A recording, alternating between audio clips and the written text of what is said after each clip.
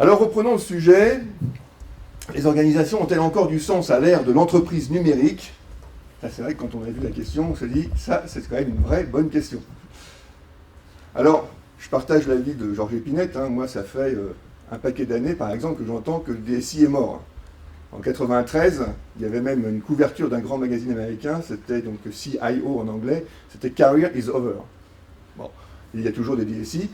Donc effectivement, je conçois très largement que vous soyez très perturbé par le numérique, mais enfin très probablement, je vous donne la réponse tout de suite, il y aura encore des organisations demain. La vraie question, c'est effectivement, de quoi parle-t-on quand on parle d'organisation? Alors, comme toujours, quand on prend un sujet, on peut prendre tous les mots, puis on peut les détailler. Je vais vous épargner ça. Je vais quand même juste nous interroger 30 secondes sur l'entreprise numérique. C'est quoi l'entreprise numérique? Il y a quelque temps, on appelait ça l'entreprise 2.0. On sait pourquoi on n'appelle plus l'entreprise 2.0. Moi, personnellement, j'en connais pas. Des entreprises 2.0. J'ai écrit un petit article là-dessus où il y a quand même quelques milliers de visiteurs. Personne ne m'a vraiment démenti. En France, je ne connais pas vraiment d'entreprise 2.0. Ça explique pourquoi, quand un terme ne marche plus en informatique, on passe tout de suite à un suivant, avec les mêmes idées, mais on le renomme comme ça permet de conserver un peu la même chose. Alors, est-ce que l'entreprise numérique serait une entreprise 2.0, mais celle-là, on va réussir à la faire? Bon, c'est une vraie grande question. Je vais laisser ça un petit peu en suspens. Néanmoins, le 2.0 est quand même quelque chose qui a bouleversé beaucoup de choses du monde du web. Et pas seulement que le monde du web, il a aussi bouleversé nos réalités. Et ceux qui ne s'en sont pas rendus compte tout de suite ont quand même éprouvé quelques difficultés, même s'il y en a qui sont encore debout, ils sont quand même debout à moitié. Alors là, je voudrais quand même arriver sur un aspect très très fort. C'est que le numérique aujourd'hui, c'est davantage une culture qu'un outil.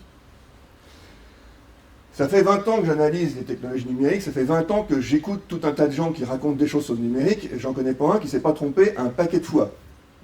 Donc en l'occurrence, moi je ne suis pas gourou, pas expert, je ne sais rien, je ne fais que poser des questions. Mais en tout cas, je connais personne qui ne se soit pas trompé lourdement beaucoup de fois. Donc il faut être très humble. Mais il y a quand même une chose qu'on peut penser aujourd'hui, une vraie erreur, qu'on entend souvent en entreprise, c'est de considérer que le numérique, ou l'informatique, ou ce qu'on veut, c'est un outil. Ça a changé de nature, c'est évidemment aussi un outil, mais ce qui est complètement nouveau avec le numérique, c'est que ça a une dimension telle que c'est une culture. Et cette culture, c'est pour ça qu'elle nous dépasse, c'est qu'elle arrive par tous les bords. Vous pouvez fermer les portes à double tour, de toute façon, ça rentrera quand même. C'est justement parce que c'est culturel.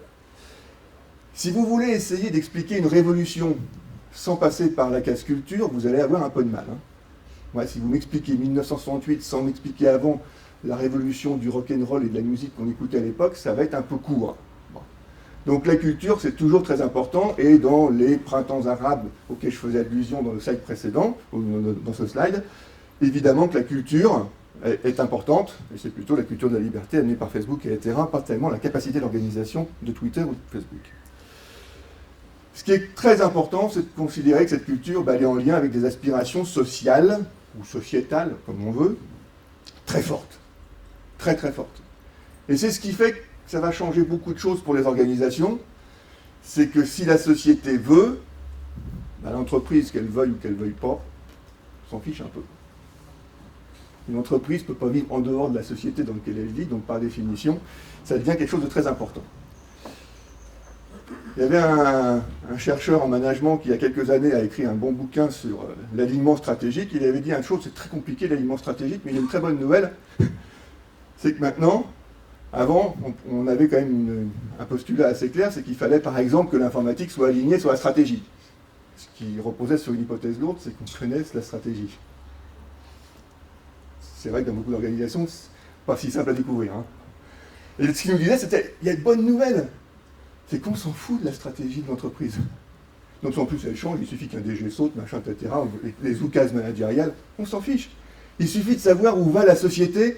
Et ça, c'est beaucoup plus facile à suivre, parce que ça avance à la fois vite et en même temps assez lentement, et c'est plus facile à suivre. Il y a une constance dans le mouvement qu'il n'y a pas du tout à la tête des organisations. Si vous suivez la société, tôt ou tard, l'entreprise finira par faire ce que la société veut, donc vous serez aligné. c'était éventuellement une bonne idée.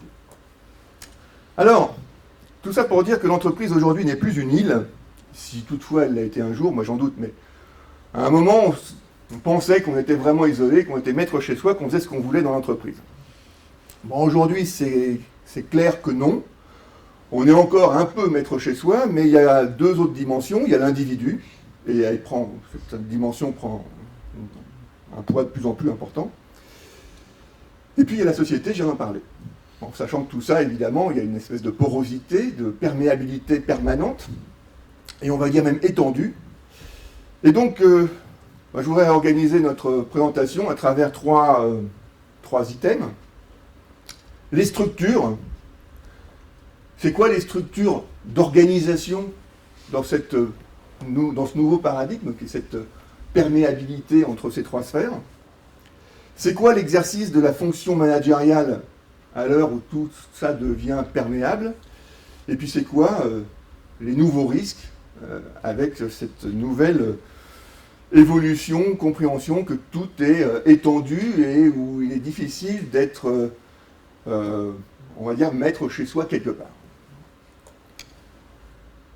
Alors, oui, je ne l'ai pas dit tout à l'heure, cette conférence est un peu introductive aussi aux ateliers que vous allez avoir tout à l'heure. Et on va vous proposer de réfléchir et d'interagir entre vous sur ces trois thèmes. Donc on va faire 3 thèmes de conférence, 3 sous-thèmes, et puis il y aura 3 sous-thèmes d'ateliers qui seront sur les mêmes bases. Alors le premier thème, c'est donc perméabilité et structure. L'entreprise, ce sont des décideurs, parce que souvent, quand on dit manager, on pense décideur. Donc décideur, c'est celui qui décide. Et on a tout fait, on a tout organisé, comme si les gens de l'entreprise décidaient quelque chose. Alors ça n'a pas toujours été si vrai que ça. Il y a plein de sociologues, il y a plein de travaux qui nous expliquaient déjà, il y a longtemps, on a parlé avec Georges Épinette tout à l'heure, de mimétisme. Pour comment les décisions se prennent dans l'entreprise. On le sait bien. Go, no go, go, no go, go, no go. Puis il y a un coup, c'est go. Là, il faut faire vite, d'ailleurs, il ne faut plus réfléchir. Et pourquoi il y a eu go? C'est parce qu'on s'est aperçu que tout le monde le faisait à côté, donc on fait la même chose. Tant qu'on est tout seul, on est souvent dans le go, no go. Alors, ça c'est quand même quelque chose de très très important. Est-ce qu'on n'est pas en train de s'apercevoir de manière définitive que la décision, telle qu'on croyait être vraiment l'apanage des décideurs et de l'entreprise, a en grande partie, je n'ai pas dit exclusivement, mais en grande partie, déserté le terrain de jeu de l'entreprise. Je vais prendre 2 exemples rapidement, un très très court et un petit peu plus long qui va nous permettre, c'est un petit artifice de communication, de voir quelques chiffres de choses qu'on n'avait pas du tout prévues. Alors le premier, très rapide, c'est le BYOD, Bring Your Own Device. Maintenant, il y a des gens qui nous disent Wear Your Own Device, les objets connectés. Donc il y a un paquet de DSI qui ont vu arriver ça avec effroi, en disant mais mon Dieu, sous prétexte que j'arrive pas à bien organiser, parce qu'ils ont récupéré pour une part d'entre eux la gestion des flottes de smartphones. Est-ce qu'il faut absolument qu'on ouvre les vannes et qu'on autorise tout le monde à venir avec son smartphone et puis on se dépatouille comme on peut avec? Mais attendez, si on fait ça, on va remonter au PC et ainsi de suite. Donc, pas mal d'entreprises ont dit oui, c'est à la fois intéressant, mais on sert quand même la vis. Et qu'est-ce qu'on va faire avec la montre connectée? Qu'est-ce qu'on va faire avec les lunettes Google, etc., etc. Donc ça, c'est la grande question. On voit bien qu'on a raisonné pendant des années et des années sur le poste de travail, combien ça coûtait, multiplié par 20 000, 50 000, 100 000, ça fait des budgets considérables. C'est des décisions qui, assez souvent, vu les budgets, arrivent en comité de direction, dont on se demande si de temps en temps ils sont vraiment très éclairés par la complexité de ce genre de sujet. Effectivement, c'est tentant de tout balancer et de dire après tout, les gens sont équipés, qui viennent avec leur équipement. Puis on se débrouillera comme on pourra. Donc là, on voit bien que la décision, en partie, nous a échappé. Alors ça fait toujours le même phénomène. Il y a des gens qui jouaient au tennis il y a 30 ans, parmi vous. C'est moi, j'ai joué il y a 30 ans. Bon, plus de 35 ans. Puis un jour, j'ai vu arriver des gens avec des grands tamis. Alors, on se marrait, c'était les nuls. Le grand tamis, c'était les gens qui ne savaient pas centrer la balle. Puis on s'est aperçu qu'en fait, ces grands tamis, c'est aussi, on pouvait tendre les cordes beaucoup plus que les autres. Puis là, on a vu les mecs arriver sur les cours, ils avaient un bras 3 fois plus gros que l'autre, Et puis le jeu a changé, ça s'est mis à lifter. Puis ça change complètement. Vous regardez des matchs d'il y a 30 ans, vous vous dites, mais c'était même pas des matchs de filles. Enfin, bon, d'aujourd'hui, ça avançait pas. Ça, hein. Donc, les trucs de nul, hein, ce qui n'était pas professionnel, ce qui n'était pas vraiment des trucs pour les mecs, et bien aujourd'hui, c'est les professionnels qui les font. Donc les amateurs. Il y a des gens qui ont fait du ski à 35 ans, 40 ans à peu près. Alors moi j'ai commencé le ski, la règle c'était, hein, on choisit ses skis, on lève le bras. Bon, moi ça fait 2,50 m. Bon, pour la descente, c'est encore conseillé parce que on n'a pas besoin de tourner, on a besoin d'aller tout droit. C'est encore pas mal. Mais pour le reste, aujourd'hui, vous avez vu, même les champions, hein, c'est que des skis paraboliques. Donc, c'est toujours le même phénomène. On voit arriver un truc en disant, mais c'est pas pour nous, c'est pas professionnel, c'est pas pour nous. Et puis, il y a un moment, on se dit, mais finalement, est-ce qu'on peut pas faire avec? Et là, on découvre que très souvent, on arrive à changer le geste, à faire des choses bien plus intéressantes, et puis on l'adopte. Bon. Alors, mon prétexte, j'ai annoncé comme prétexte. Donc, moi, ça fait 20 ans que je lis tout ce qui se dit sur les technologies numériques, et puis tous les gourous, ceux qui s'expriment par 0,8 ou 0,9, si vous savez mon regard, il y a des gens qui font demain, un tel pour. À 0,8, il va se passer ça. Bon. Moi, quand je fais les stats, je ne tombe pas sur le même chiffre, enfin, c'est pas grave. Il y a un truc que je peux vous dire, c'est que je n'ai pas lu, détrompez-moi, mais je n'ai vu personne qui avait prévu dans le monde de l'entreprise, ou même dans la société, l'arrivée des réseaux sociaux. Personne. Alors, en 1 minute 30, je vais vous repasser quelques chiffres, puis ça va nous égayer un peu, et puis le prétexte, c'est de revoir quelques chiffres, hein, de quelque chose qui n'a pas du tout été prévu.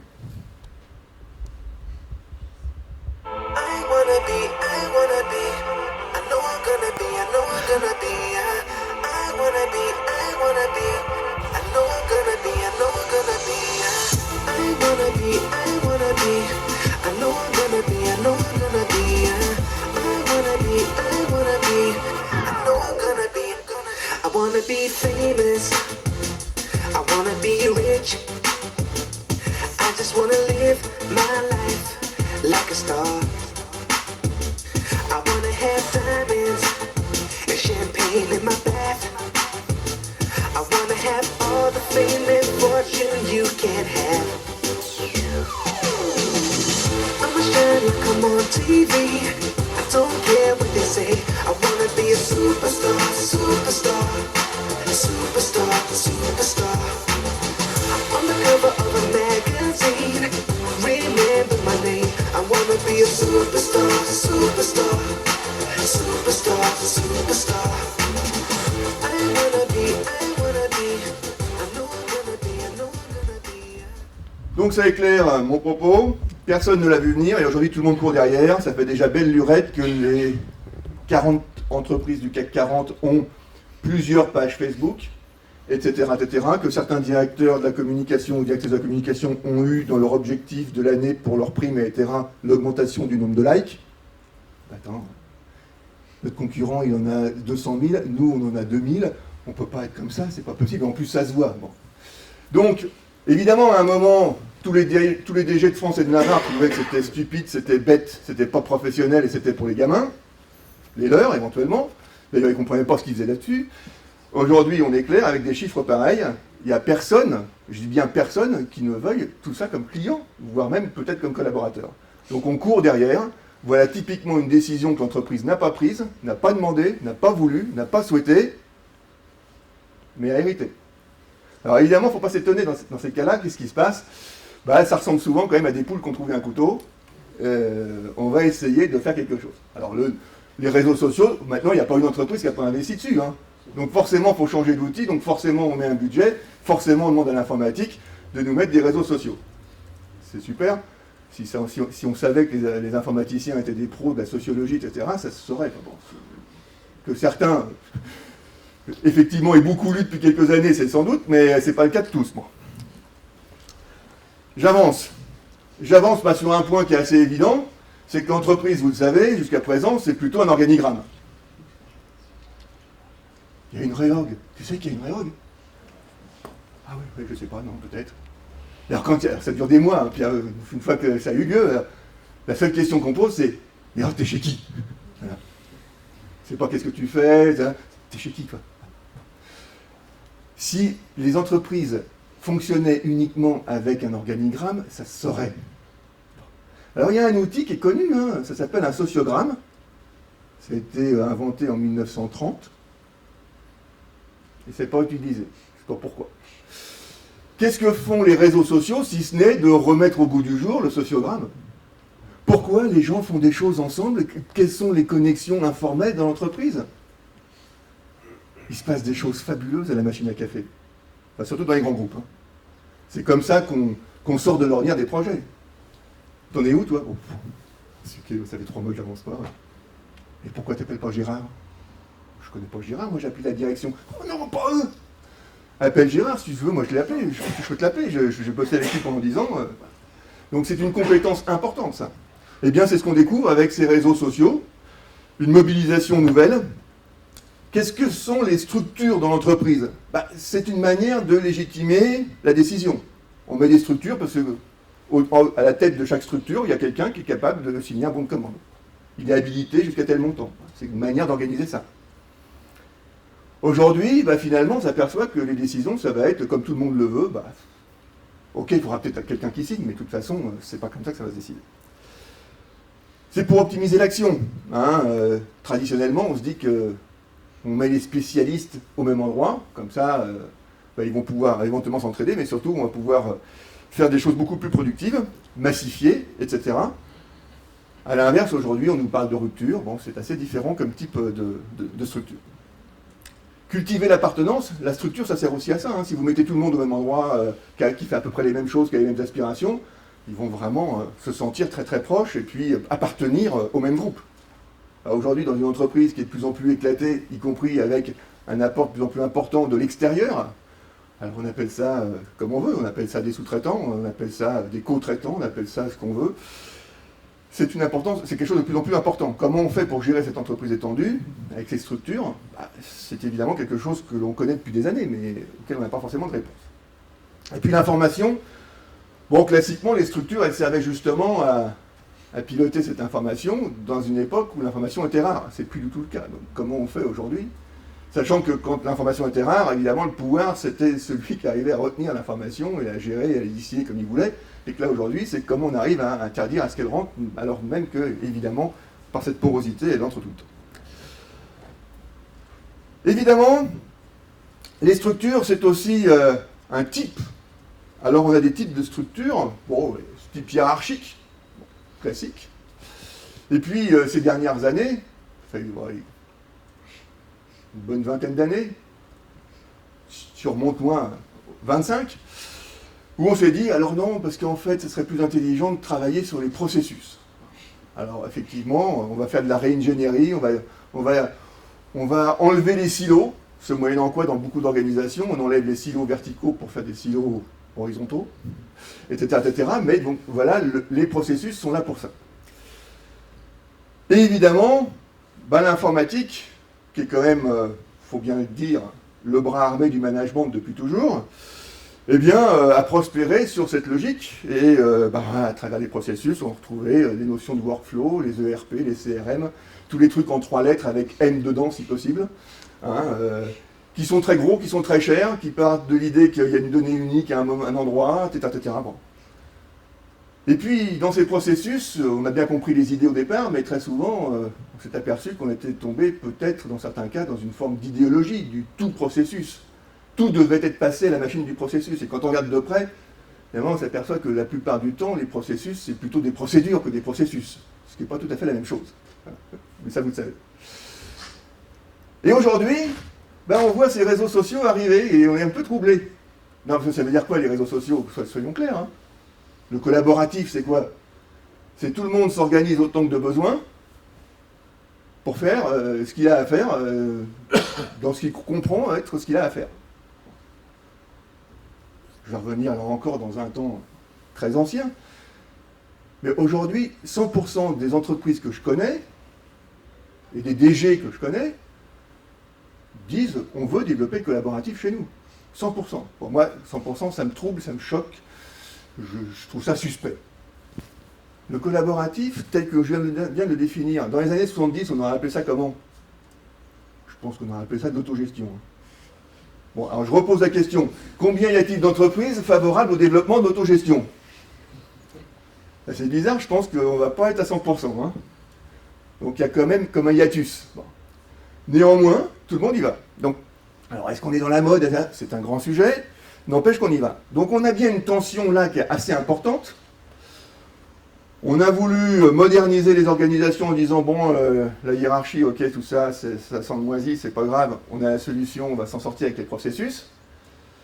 Bon, après 20 ans de processus, il y a un certain nombre de choses positives et d'autres beaucoup moins, mais on voit arriver quelque chose de complètement alternatif qui prospère. Alors ça veut dire quoi? Pourquoi ça prospère? Est-ce que ça prospère parce que c'est un aveu d'échec qu'on ne veut pas avouer, ou est-ce que... Mais en tout cas, ça ne va pas forcément être facile de faire cohabiter les deux. Je vais prendre un petit exemple.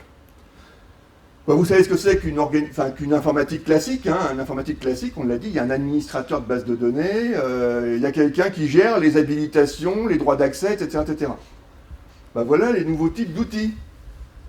Il n'y a plus d'habilitation, de droits d'accès, de machin, etc. Vous faites un profil. Faites un profil et vous dites, moi je suis l'expert en ceci ou en cela. Et puis peut-être que je vais avoir 50 copains dans l'entreprise qui vont dire, oh ouais, c'est peut-être le meilleur là-dessus. Ou d'autres qui vont carrément m'ignorer. Hein, donc au passage, ça veut dire que, alors qu'avant c'était le management qui évaluait les collaborateurs, là les collaborateurs s'évaluent entre eux et se mettent en avant, et en termes d'organisation, c'est complètement différent.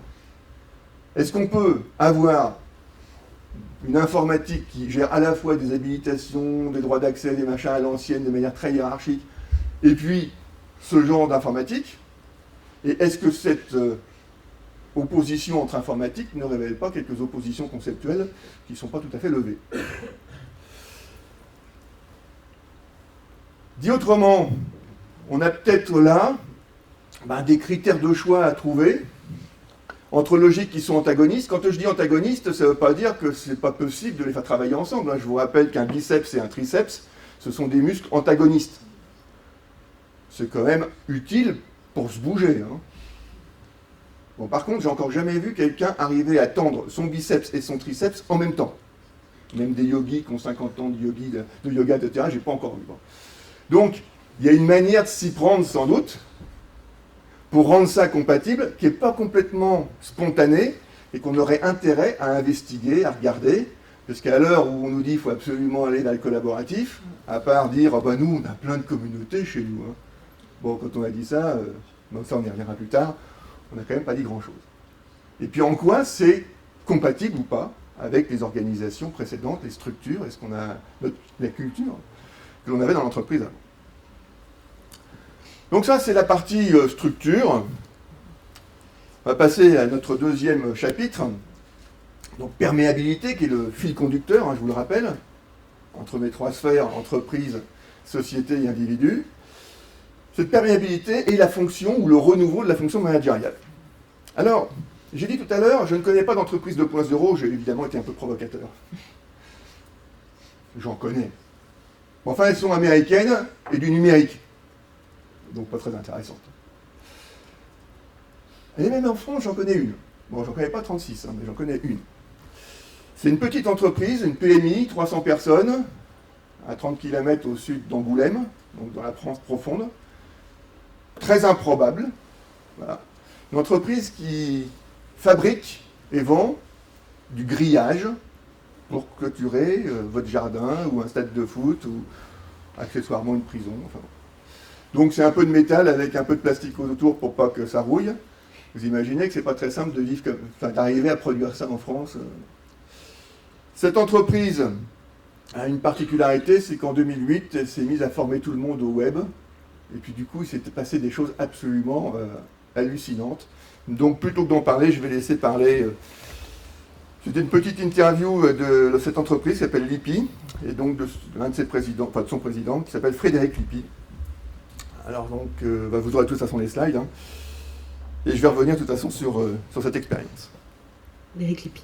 La présomption de confiance permet effectivement à chacun, non pas de se sentir impliqué, de se sentir engagé. Chacun participe à la prise de décision. Il y a très peu de décisions qui sont tranchées par mon frère ou moi. La grande majorité des décisions, et il s'en prend tous les jours et en nombre important, sont préparées, réfléchies, tranchées par les équipes elles-mêmes. Je ne peux pas prendre l'ensemble des décisions qui s'imposent à l'entreprise tous les jours. Je la ralentirai. On est bien dans la présomption de confiance. Moi, je crois que personne dans l'entreprise ne prendra de décisions qui sont de nature à la faire couler, à part moi, vraisemblablement, ou mon frère. Et donc, chacun se saisit dans son domaine de compétences des problèmes, mobilise les compétences nécessaires pour le résoudre et les résout le plus rapidement possible. C'est ce qu'attendent nos clients. Ils nous payent pour résoudre leurs problèmes, mais tout de suite. C'est en donnant des outils aux salariés. L'élargissement du champ culturel est un présupposé de formation relativement important. D'abord dans les compétences métiers, évident, il faut savoir faire son métier de tous les jours, il faut le savoir faire mieux que les autres. Il faut que chacun puisse l'utiliser. Chacun ait une présence sur Internet, à travers évidemment les réseaux sociaux, mais pas que, et porte dans son réseau, dans ses réseaux sociaux, l'entreprise. Chacun a une mission, c'est de rendre l'entreprise visible auprès des gens auxquels nous sommes connectés tous les jours. Cette présomption de confiance associée à une notion quelque part de laisser-faire permet aux équipes de se saisir de problèmes dont on ne percevait plus qu'ils étaient des problèmes.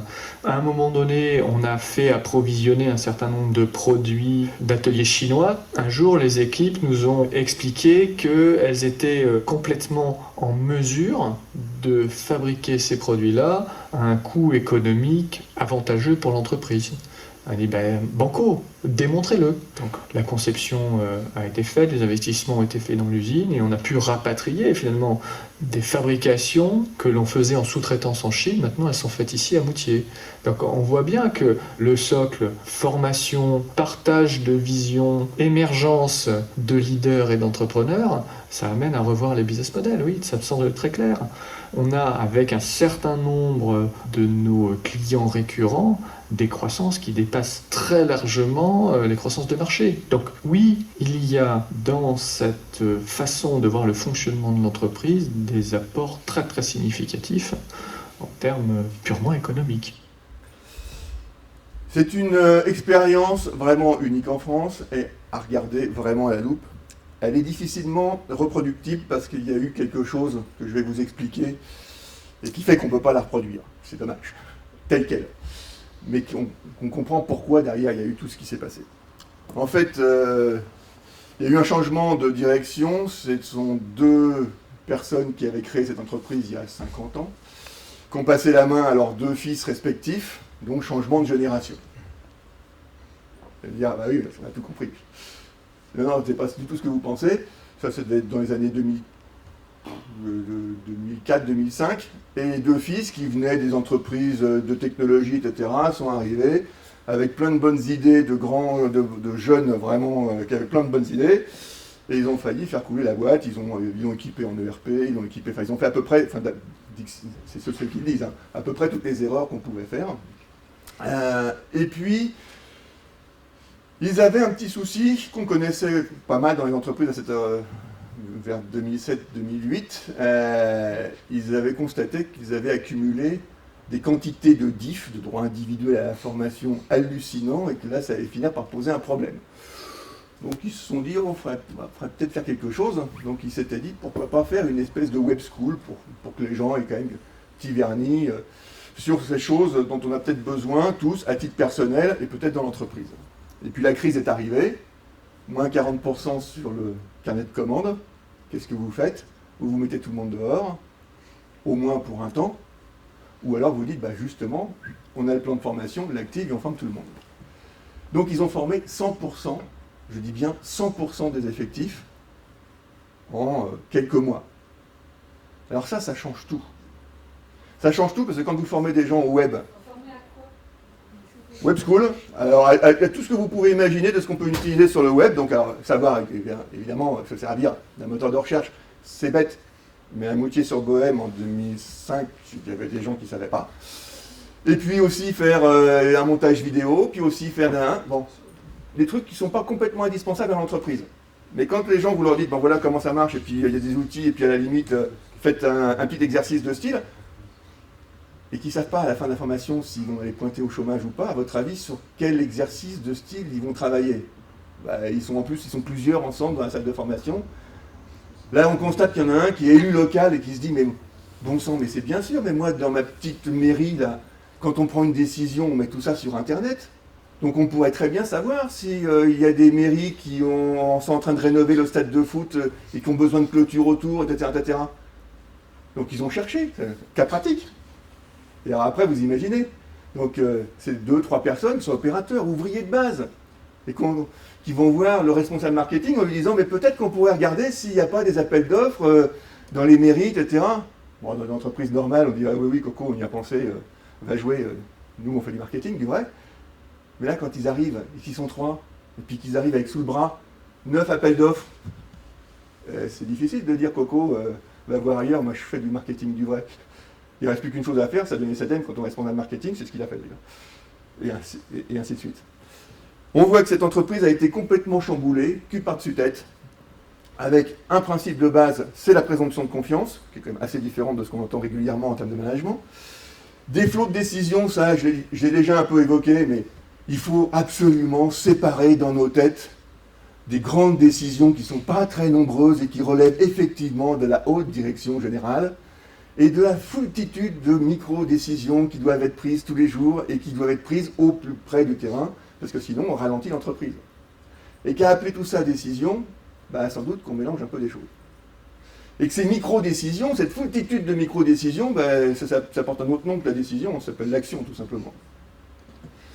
Et que l'informatique jusqu'à présent, notamment c'est des processus, etc., elle a tout fait pour organiser la grande décision sur une même ligne, et que très probablement on a ralenti beaucoup de ces micro-décisions dans beaucoup de cas. Formation généralisée, vous l'avez entendu, 100%. Ça n'a marché que parce que c'était 100%. Élargissement du champ culturel, bah ouais, vous avez quelqu'un qui trouvait que c'était vachement bien, parce que lui il avait plein de films qu'il avait fait, etc., mais il ne savait pas faire de montage pour les films, donc il a appris à faire des montages de films numériques. Bah après, évidemment, quand il s'agit de faire une petite campagne pour la promotion de la boîte, on se porte volontaire. Quand on est au SAV, et puis qu'on se dit comment on pourrait aider les clients, il faudrait faire un guide, alors un guide papier, c'est pénible, etc. Mais pourquoi on ne ferait pas une chaîne YouTube? Et d'un seul coup, les gens qui sont à la base, c'est-à-dire, mais de toute façon, on sait faire, on a besoin de personne, on sait faire, on va faire. Et avec des outils qui sont gratuits, on n'a même pas besoin de demander l'autorisation. Ça décoiffe. Alors, croyez pas que chez l'IPI, ils n'ont pas des informaticiens, ils en ont 2, hein, donc c'est pas beaucoup, mais ils en ont 2, qui ont à peu près les mêmes idées que n'importe quel informaticien. Il faut que ce soit cohérent, il faut que ce soit des outils pérennes, etc., etc., et qui sont en tension forte avec ce que demande un peu tout le monde en disant, bah non, mais moi je sais faire avec Google, je sais faire avec tel outil gratuit, et n'ennuyez pas.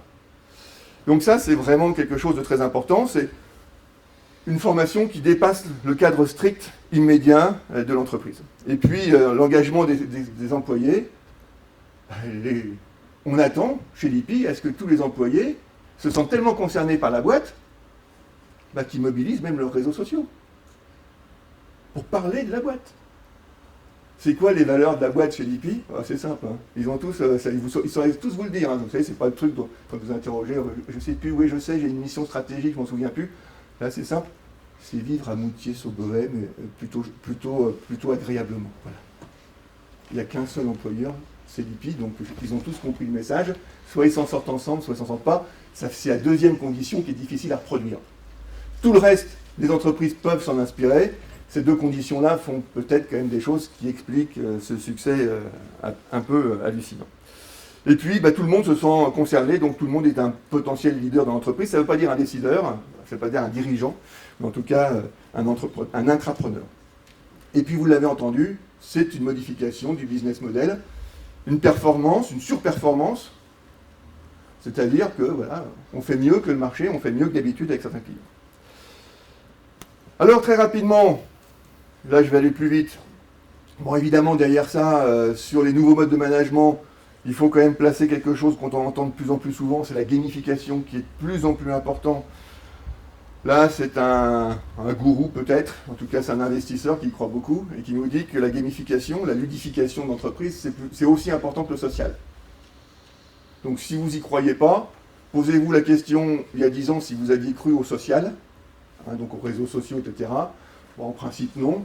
Donc peut-être que si toute chose égale par ailleurs, on est en train de rater cette phase-là aussi. Quand l'impératif client restructure le management ou structure le management, voilà, là j'ai pris un peu de temps donc je vais passer assez vite, mais il y a de nouvelles attentes clients et le manager, dans beaucoup de cas, est quand même obligé de prendre en compte ce changement de rapport au client, de cette importance de la relation client, quand bien même ce ne serait pas un manager d'équipe commerciale. Je vais passer vite, je vous aurai les slides. Bon, les gens aujourd'hui, le grand public veut être entendu, réclame de l'authenticité, de l'efficacité, est exigeant, enfin, surtout avec les autres, hein. Avec soi un peu moins, veut participer, et ainsi de suite. Bon, partant de là, les entreprises ont mis en place un certain nombre de choses. On veut absolument plus personnaliser, développer de la proximité. Alors la proximité, par exemple, les banquiers sont ennuyés aujourd'hui. Parce que pendant longtemps, vous avez plein d'agences, donc vous vous sentez tranquille, hein. Vous êtes proche. Parce qu'évidemment, la banque à distance, c'est pas proche, au départ. Puis finalement, aujourd'hui, avec les réseaux sociaux, avec plein de choses, on s'aperçoit que la banque à distance, elle peut être plus proche que le truc d'à côté dans lequel on n'a surtout pas envie de rentrer. Toutes les études le montrent, on est de moins en moins nombreux à rentrer dans une agence. Donc la proximité qui consiste à être juste à côté, mais sur laquelle personne ne veut rentrer, vous voyez bien que c'est une notion de proximité sur laquelle il faut quand même un peu évoluer. La rapidité, je pourrais parler plutôt de fluidité, de pertinence, de participation. Je suis obligé de passer un peu vite. Et puis utiliser le client comme ambassadeur, ça c'est le trait 2.0. Hein. Après tout, si les clients peuvent recruter d'autres clients à notre place. C'est bête comme idée. Hein. C'est bête, sauf que ceux qui y arrivent, ils ont des chiffres. Hein. Ils y arrivent bien. Figurez-vous que quand vous demandez aux clients de s'engager, non seulement ils sont contents de le faire, ils sont vicieux, hein, mais en plus, pour eux-mêmes, ils consomment plus. Ils consomment, dans cette étude, 11% de plus. Donc si vous voulez augmenter votre ticket, etc., engagez vos clients. Effectivement, ils baissent forcément leurs barrières. S'ils s'engagent auprès de vous, c'est qu'ils ont un minimum de confiance, de ceci, etc. Alors, si je reviens sur mon style managérial, le manager, c'est clair qu'il ne manage plus seulement que des équipes. Il faut qu'il manage le client, ou au moins indirectement. Comment est-ce qu'on manage le client? Mon Dieu, ça, on ne l'a pas forcément appris à l'école. Je vais passer la parole à Jean-Baptiste pour la suite. La suite sur... Vous m'entendez? Oui.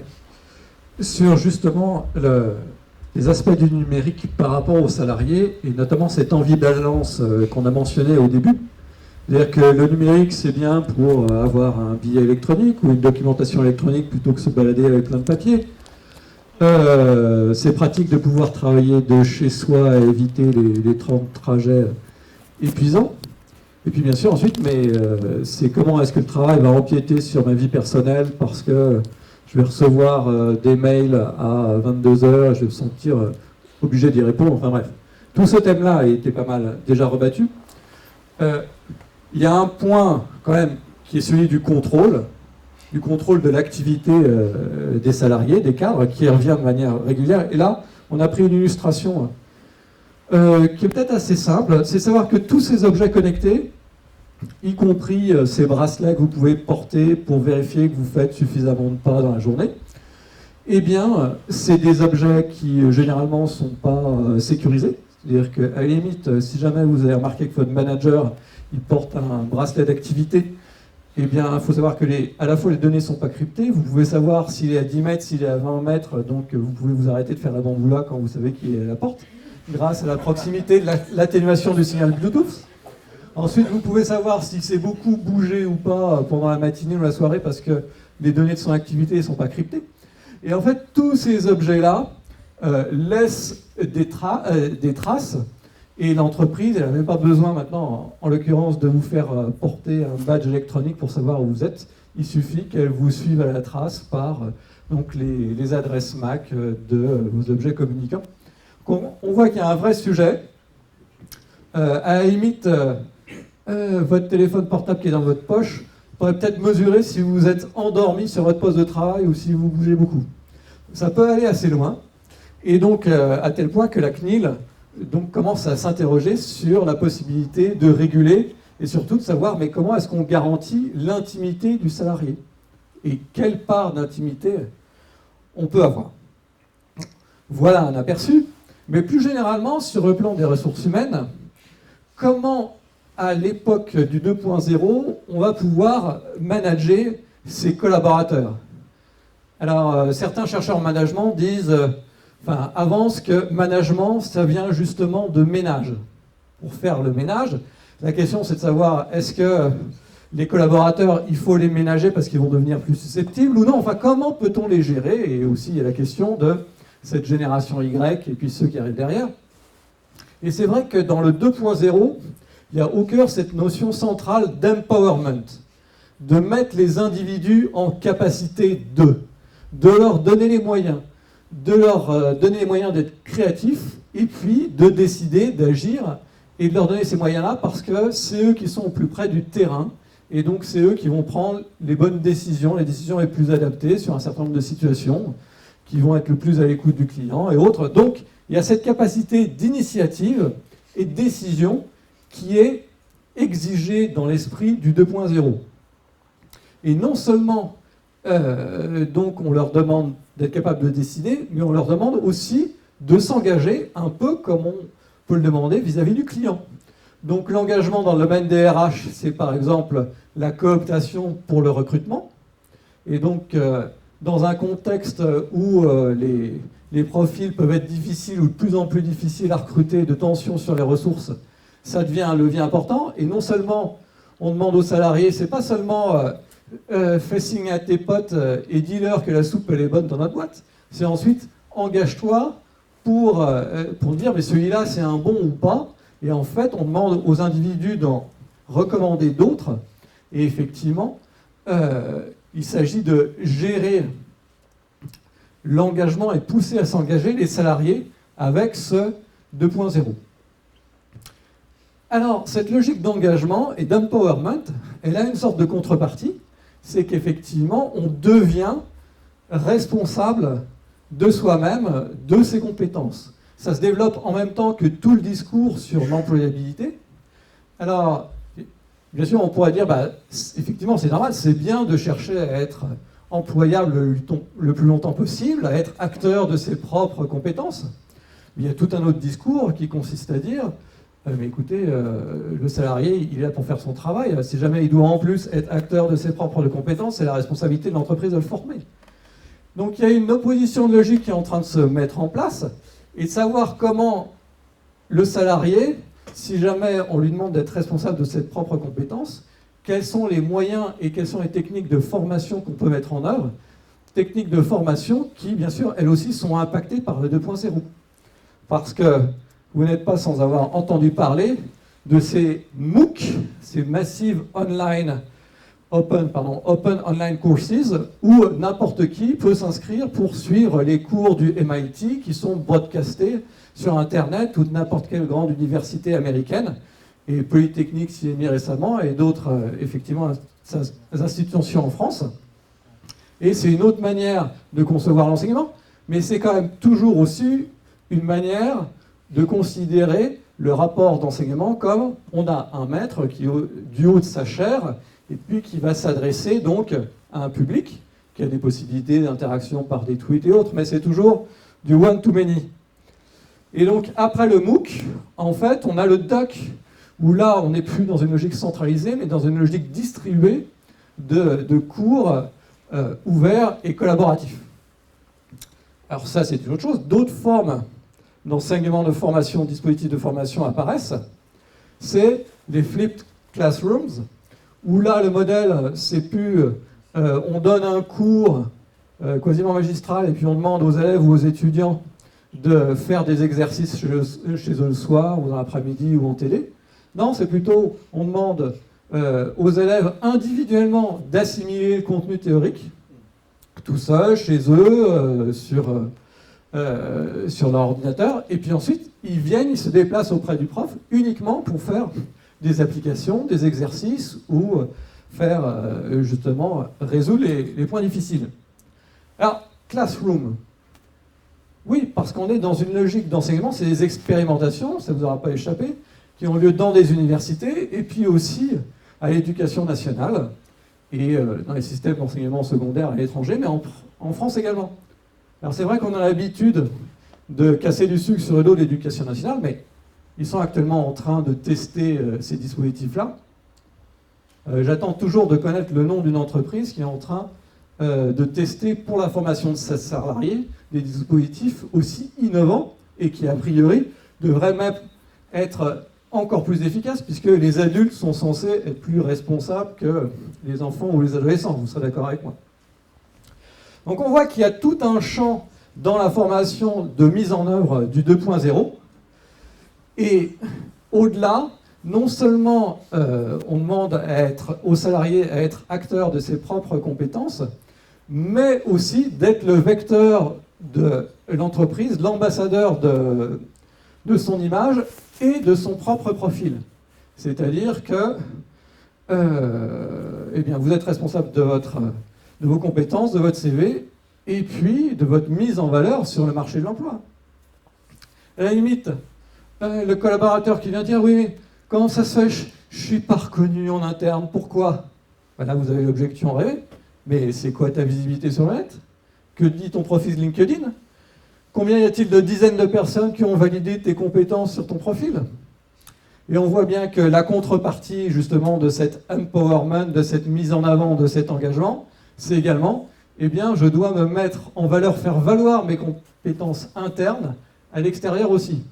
Et ça, évidemment, c'est très délicat. Puis après, le salarié peut dire « Ah bah oui, mais très bien, je vais faire ma pub sur Internet en disant que j'ai la chance de travailler sur tel projet complètement confidentiel qui nous donnerait un coup d'avance par rapport à notre concurrent de longue date. » Donc là, on sent bien cette tension également.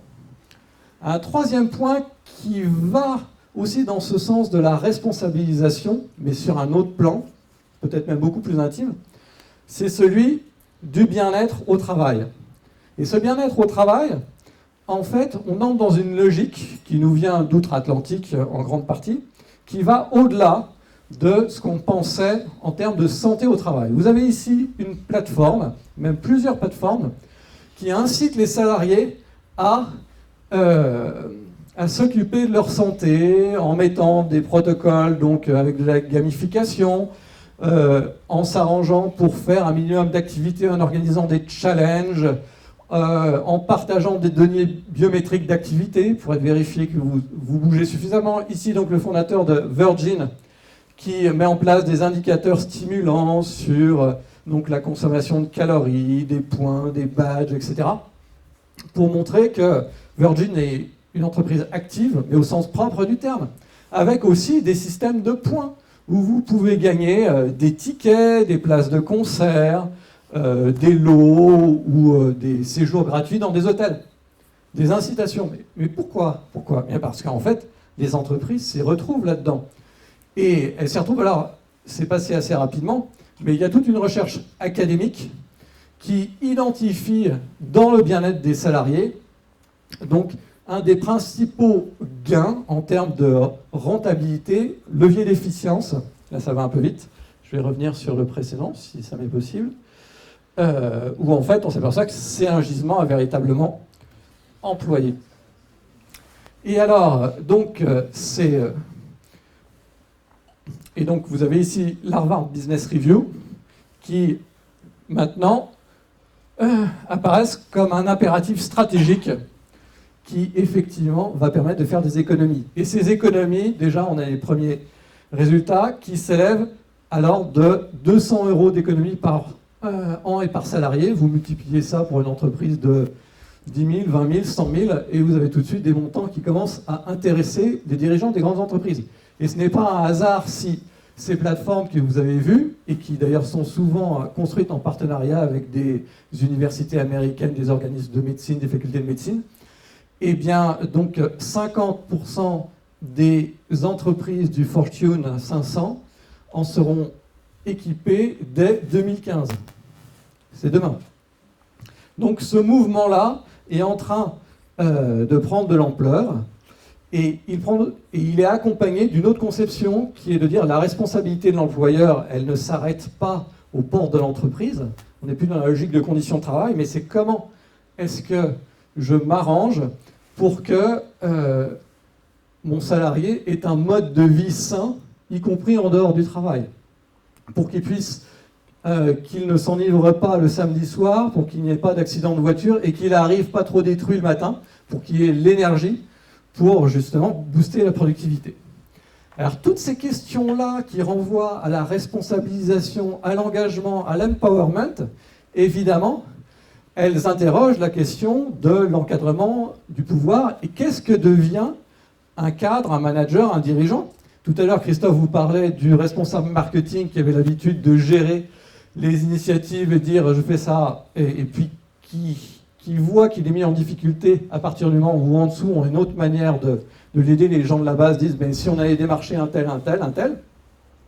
Là, ça pose ces questions-là, et d'autant plus en France où justement on est attaché à ce mot cadre et on a plein de cadres qui en fait n'encadrent personne à part eux-mêmes, et déjà parfois ils y réussissent pas si bien que ça.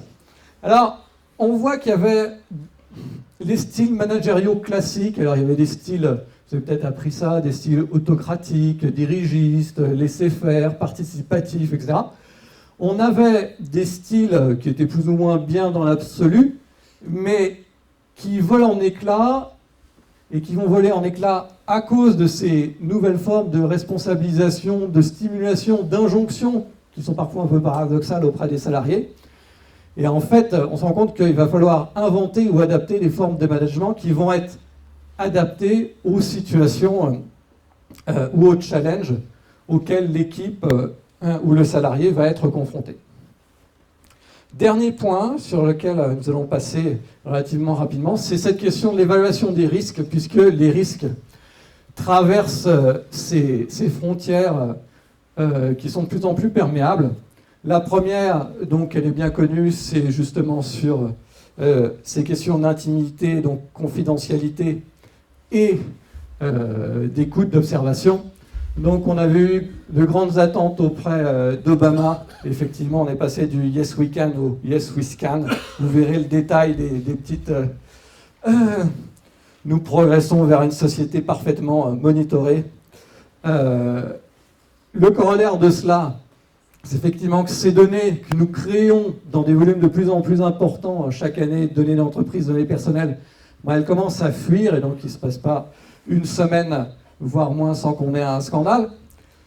Sur les mots de passe et sur les capacités d'intrusion, je ne vais pas m'attarder là-dessus, mais l'ingéniosité quand même des hackers est absolument extraordinaire, puisque maintenant on sait utiliser les cartes graphiques haut de gamme qu'utilisent les gamers pour en fait construire des clusters avec des programmes spécifiques pour justement craquer les mots de passe. Et quand vous savez que dans le domaine des cartes graphiques, on a eu une croissance bien au-delà de la loi de Moore, ça vous donne un aperçu du fait que, effectivement, maintenant, on peut craquer les protocoles standards de version précédente de Windows pour les mots de passe en une dizaine de secondes. Enfin, c'est très impressionnant.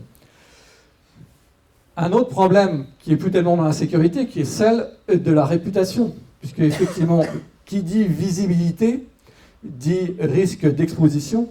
Et là, vous avez toute une réflexion qui, donc justement, est menée par le SIGREF, par les différentes composantes de ce qui peut constituer la réputation et l'irréputation d'une entreprise. En fait, chacun des points ici, ça doit plutôt être considéré comme une sorte de mine antipersonnelle sur laquelle vous pouvez sauter. C'est-à-dire, l'irréputation sur le plan de l'emploi, ben non, il ne faut pas qu'il y ait trop de publicité sur un plan social, ou si jamais on sait que vous allez pouvoir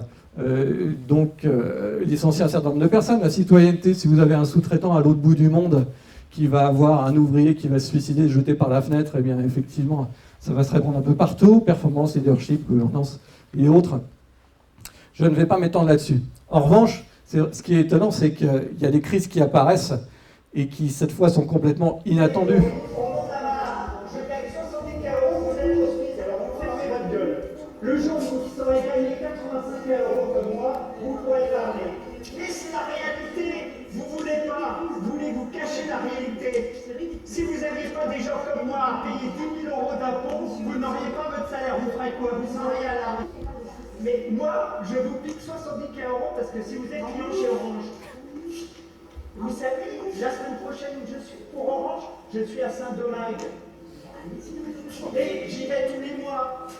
C'est pour ça que je gagne 70 euros, demain 80 euros.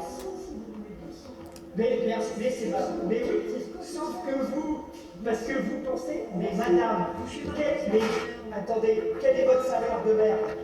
Vous vous faites chier. Bon, ça dure assez longtemps cette diatribe. Effectivement, voilà un type de risque. Il y a dû avoir des montées en pression effectivement chez Orange, mais comment est-ce qu'on maîtrise ça? Alors déjà, est-ce qu'on peut prévenir ça? Ça, c'est pas forcément ça. Et en plus, pourquoi est-ce qu'on a fait tout un point? Le point, c'est évidemment en plus parce que c'était Orange. Orange qui était en train de dénigrer un fonctionnaire, Orange, les suicides, etc., etc. Et alors, donc, pardon, et si je passe à la suivante, donc là on a eu une gestion de crise justement pour le coup relativement exemplaire de la part d'Orange, puisqu'ils ont réagi extrêmement rapidement, ils ont réussi à dire non mais c'est un salarié qui a des problèmes, donc il ne faut pas l'exposer, enfin ils ont trouvé rapidement tout un exemplaire, tout un argumentaire pour montrer qu'il valait mieux étouffer pour le bien même de la personne, tout en s'excusant au nom d'Orange, etc., et qu'en fait c'était pas du tout vrai qu'il gagnait ce salaire-là, et qu'il allait à Saint-Domingue toutes les semaines avec l'argent que nous versons sur nos forfaits tous les mois. Alors, bon, voilà un exemple de type de risque auquel il faut s'attendre. Un autre type de risque peut-être surprenant, c'est celui lié au multitâche. Et oui, le multitâche, tout le monde sait très bien, c'est bien que pendant une réunion, on puisse faire du chat et qu'on puisse effectivement répondre à ses mails. Mais voilà un autre exemple qui va peut-être vous plaire un peu moins. Donc ça, c'est un article du New York Times qui parle de ce phénomène relativement inquiétant des chirurgiens qui vérifient leurs mails sur leur smartphone pendant les opérations. Hein. Et puis non seulement, alors le problème avec les démocratisations, c'est que avant c'était les chirurgiens, mais maintenant que ces objets-là sont meilleur marché, voilà, c'est encore pire. Maintenant, il y a même les infirmières qui regardent les tarifs d'avion de charter pour leur week-end après, pendant les opérations. Donc c'est n'importe quoi la démocratisation du numérique. Donc il y a des vrais sujets. Et oui, bien sûr, les téléphones portables sont interdits dans les hôpitaux, sauf pour ces personnes-là. Donc il y a un vrai sujet sur la défaillance professionnelle et la faute dans l'exercice de l'activité salariée, qui est lié donc à ces outils-là, à ces armes de distraction massive, pour reprendre une expression utilisée par ailleurs. Mais d'un autre côté, c'est vrai que cette possibilité de faire de multitâches avec ces objets à disposition est aussi une capacité, une manière d'augmenter la productivité, d'éviter les temps morts, de perdre du temps. Donc quels équilibres on va pouvoir trouver, et si jamais pendant une réunion vous avez une petite main qui est en train de checker, vous avez l'impression qu'elle est sur YouTube et puis qu'elle ne faut rien, et puis le ramener à l'ordre, et puis la personne vous répond « Ah non, mais en fait je suis en train de mettre en ligne un montage vidéo pour l'argumentaire client où je suis en train de répondre à un truc », en fait il y a toute une déstabilisation. Est-ce que cette dispersion au travail, comment est-ce qu'on va pouvoir gérer ces aspects-là? Voilà, c'est les problèmes liés au multitâches. Plus généralement, donc, les risques psychosociaux, c'est clair qu'il y a tout un argumentaire qui se développe sur l'impact des technologies dans l'intensification du stress et des risques psychosociaux, mais il y a d'autres risques qui apparaissent, et là qui vont peut-être vous faire sourire, parce que voilà des modes de traitement. Alors ça, c'est outre-Atlantique, mais effectivement, tout le monde sait maintenant que la position assise est extrêmement néfaste. D'ailleurs, ça se trouve, dans 5 ans, eh bien, il y aurait un officier de santé qui vous aurait obligé à vous lever et rester debout, faire quelques pas, puisque là, ça fait quand même un peu plus de 2 heures que vous êtes assis. Donc, alors ça, c'est aux États-Unis, ça fait rire. Il faut savoir qu'en Allemagne, ils sont en train de mettre en place, enfin, ils ont déjà mis en place, c'est très à la mode, des systèmes de stalles. Vous savez, c'est les espèces de sièges qu'avaient les moines dans les abbayes où ils sont assis, et effectivement ils reposent un peu les fesses, mais ça permet d'améliorer la circulation sanguine et autres. Et le problème derrière tout ça, ça peut sembler sympathique, mais pourquoi est-ce qu'on met ça? C'est pour éviter les actions en justice. Parce que forcément, un salarié qui aura développé un diabète de type 2 traitement chronique, donc de maladies chroniques, eh bien, il attaquera son employeur, parce que son employeur, il connaissait ces risques, tous les risques sur la glycémie, le diabète, les risques cardiovasculaires, qui lui imposaient en l'obligeant à rester assis 8 heures par jour. On ne peut pas dire qu'on ne savait pas. Donc voilà d'autres types de risques qui sont introduits ou révélés par le numérique. Je vais reprendre la parole pour conclure et pour finir sur le dernier risque, parce que je l'aime bien, donc je vais l'assumer. C'est peut-être le risque de la complexité. D'abord, on a du numérique partout, donc on peut se demander valablement si les algorithmes n'ont pas pris le pouvoir. On a rêvé pendant longtemps avec la science-fiction que les robots prendraient le pouvoir. Alors vous allez me dire, bon, robot ou algorithme, je ne vois pas la différence. Bon, plus sûrement, les algorithmes ont peut-être pris le pouvoir avant les robots. Et dans certains cas, même quand vous avez quelqu'un au téléphone, d'un centre d'appel, on se demande si effectivement il a encore beaucoup de latitude, tellement il lit son script et il n'a même plus le droit de passer au chef, c'est interdit. Il est responsable de son appel. Et puis, de toute façon, dans le pire des cas, il raccrochera parce qu'au bout d'une minute 30, il n'est plus dans le ratio, etc., etc. Donc, est-ce que, effectivement, les algorithmes n'ont pas pris le pouvoir? On peut s'interroger de temps en temps. La traçabilité et la transparence en question. Alors, je veux parler des Sarbanes-Oxley, BAL 2, BAL 3, j'en passe et des meilleurs. Monsieur Oxley, qui est un sénateur, donc un des cofondateurs de cette loi Sarbanes-Oxley, a dit il y a quelques années déjà, si j'avais su, au moment où j'ai voulu sortir cette loi, si j'avais su tout ce que je sais maintenant, jamais j'aurais signé cette loi. C'est dire à quel point cette espèce de chape de plomb juridico, de transparence, finalement, est quand même assez incroyable comme chape de plomb et comme manière de congeler tout un tas de choses dans les organisations. Est-ce que ce n'est pas un risque majeur au moment où vous avez des gens qui sont en dehors du marché auquel vous êtes habitués, hein? Donc vous avez des nouveaux entrants qui viennent d'ailleurs, qui ne sont pas du tout sujets à ce genre de choses et qui arrivent avec notamment le numérique.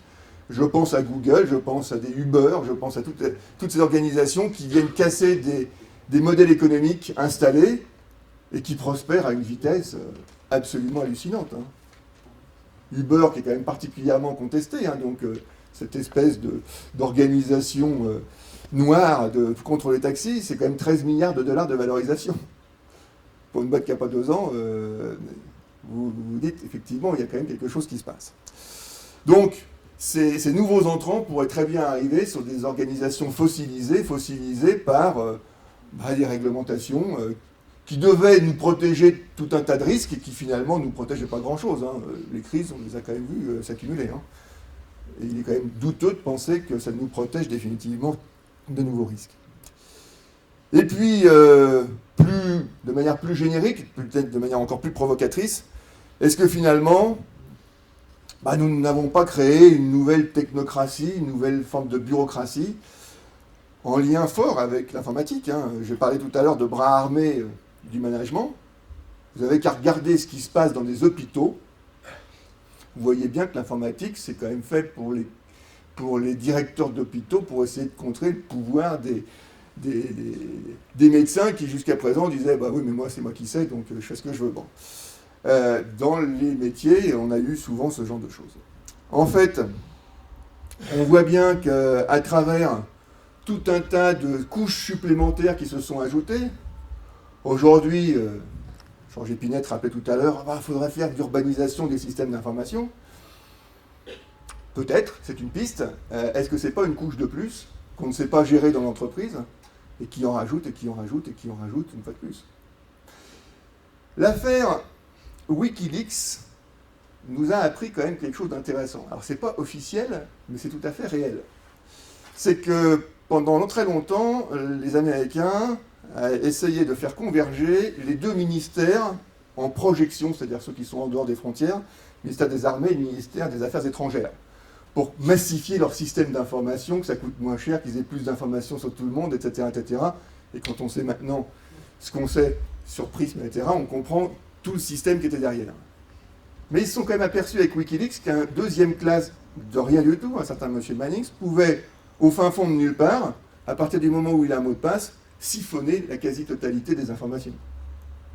Donc on a des organisations qui ne savent pas aujourd'hui ce qu'elles peuvent tirer comme bénéfice de ces grands projets d'urbanisation et de communication de ces systèmes qui coûtent si cher. Par contre, dès que quelqu'un, pas très gentil, arrive pour siphonner, pour rentrer là, par contre, on sait à quel point ça va très très vite. Donc la décision, elle est très très claire. Aujourd'hui, il est hors de question de faire communiquer davantage les systèmes militaires, les systèmes diplomatiques américains. Quand on a un projet, on le regarde attentivement et on se dit, est-ce que vraiment on a à gagner ce que l'on dit qu'on va gagner?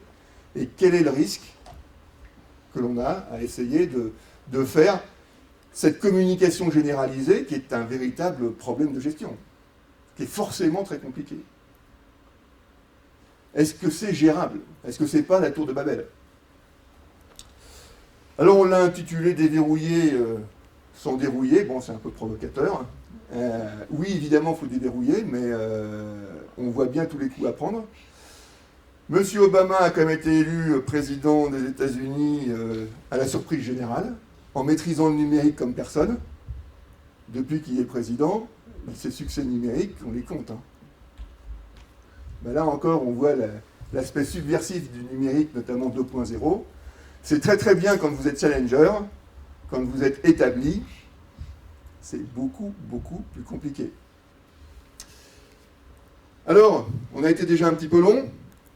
C'était pour donner un petit tour de vue de ces trois grands thèmes.